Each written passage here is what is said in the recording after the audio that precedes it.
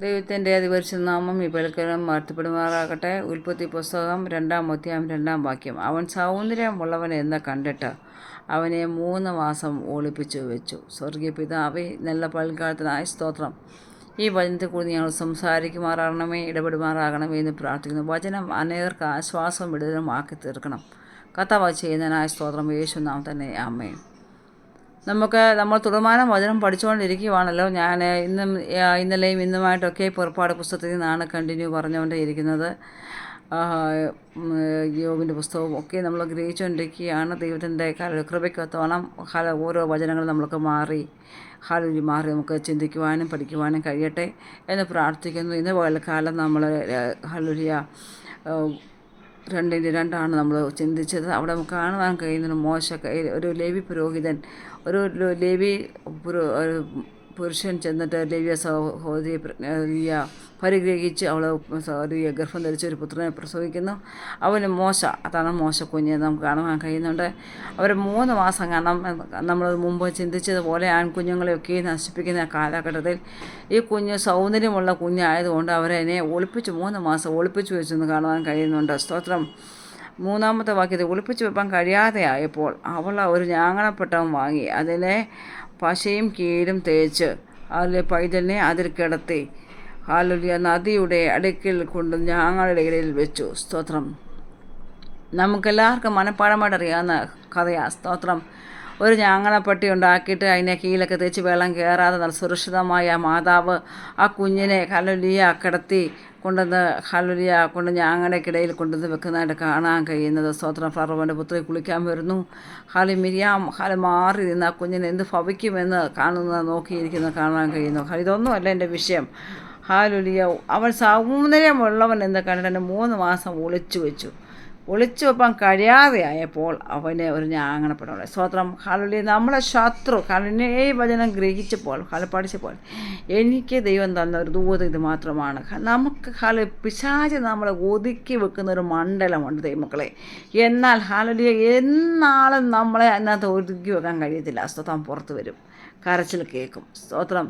3 മാസം മാത്രമേ ആ മാതാപിതാക്കൾക്ക് ആ കുഞ്ഞിനെ തന്നെ സ്വന്തം ഭവനത്തിൽ ഒളിച്ചു വെപ്പാൻ കഴിഞ്ഞുള്ളൂ. എന്നാൽ അല്പം ആയപ്പോൾ അവൻ്റെ കരച്ചിൽ, അവൻ കരയുവാൻ തുടങ്ങി, അവൻ കൈകാലിട്ടടിക്കുവാൻ തുടങ്ങി, അവനെ ഒളിച്ചു വെപ്പാൻ കഴിയാതെ വന്നു. അങ്ങനെയായപ്പോൾ അവനെ ഞാങ്ങനെ പെട്ടകത്തിനകത്താക്കി അവനെ കൊണ്ടുവന്ന് ആ നദിക്കരയിൽ കൊണ്ടുവന്ന് വെക്കുവാനിടയായി തീർന്നു. സ്തോത്രം. ഹല്ലേലൂയ. എന്നാളും പിശാച് നമ്മളെ ഒതുക്കി കളയുവാൻ കഴിയത്തില്ല. വാഗ്ദത്തമുള്ള മോശെ നിന്നെ എന്നാളും നിനക്ക് പെട്ടകത്തിനകത്ത് എൻ്റെ അമ്മയെ സംരക്ഷിച്ച കാര്യം ശരി തന്നെയാണ്. പക്ഷേ ഒരു സമയം കഴിഞ്ഞപ്പോൾ വാഗ്ദത്തമുള്ള മോശയെ ദൈവം പുറത്ത് കൊണ്ടുവരുന്നതായിട്ട് കാണുവാൻ കഴിയുന്നുണ്ട്. സ്തോത്രം. ആ ഞാങ്ങണ പെട്ടകത്തിന് മിരിയാം കാവൽ നിന്നു. ഹല്ലേലൂയ. മാത്രമല്ല എന്നെ ചിരിപ്പിച്ച ഒരു സംഭവം എന്ന് പറഞ്ഞാൽ ഹല്ലേലൂയ സ്വന്തം മാതാവിന് ഹല്ലേലൂയ പൈസ കൊടുത്ത കുഞ്ഞിന് മൂലയോട്ടുന്നൊരു അനുഭവം. സ്തോത്രം. സ്വന്തം കുഞ്ഞാണ് എന്നാൽ ഫറവോൻ്റെ ഹല്ലേലൂയ പുത്രി അവൾക്ക് ആ കുഞ്ഞിന് പാല് കൊടുക്കുവാൻ വേണ്ടി പൈസ കൊടുക്കുന്നതായിട്ട് കാണുവാൻ കഴിയുന്നുണ്ട്. സ്തോത്രം. ഹല്ലേലൂയ. അത്രയും കാലഘട്ടത്തിൽ ആ മുല കുടിച്ച് കഴിയുന്ന കാലഘട്ടം വരെയും ഹല്ലേലൂയ എബ്രായ സ്ത്രീയായ അവള് ഹല്ലേലൂയ ദൈവത്തിൻ്റെ വചനം പറഞ്ഞ് മുലയൂട്ടി കൊണ്ടുവരുന്ന സമയത്ത് വചനത്തിൻ്റെ വചനം അവൻ്റെ ഹൃദയത്തിൽ കൊടുത്ത് ഗ്രഹിച്ച് അവൾ മോശക്കുഞ്ഞ് വളർന്ന് മുലകൂടി മാറിയ സമയത്ത് കൊണ്ടുവന്ന് ഫറവോൻ്റെ പുത്രി അവനെ ഏൽപ്പിക്കാനിടയായിത്തീർന്നു. സ്തോത്രം. ഹല്ലേലൂയ. ഇവനെ വെള്ളത്തിൽ നിന്ന് വലിച്ചെടുത്തവൻ എന്ന മീനിങ് ഉള്ള മോശ എന്ന പേര് അവന് കൊടുക്കുവാനിടയായിത്തീർന്നു.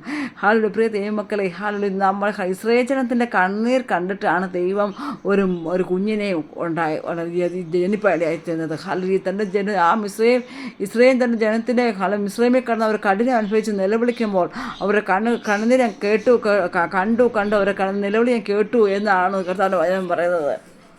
അവരുടെ ഉദ്ധാരണത്തിന് വേണ്ടിയാണ് ഈ മോശക്കുഞ്ഞിനെ കർത്താവ് പുറത്ത് കൊണ്ടുവരുവാനിടയായിത്തീർന്നത്. സ്തോത്രം. പ്രിയ ദൈവമക്കളെ, വാഗ്ദത്തമുള്ള ഒരു സന്തതി നമുക്ക് മാതാപിതാക്കളായിക്കോട്ടെ ഹല്ലേലൂയ ആരുമായിക്കോട്ടെ അവനെ എന്നാളും ഒതുക്കി വെക്കുവാൻ കഴിയത്തില്ല. സ്തോത്രം.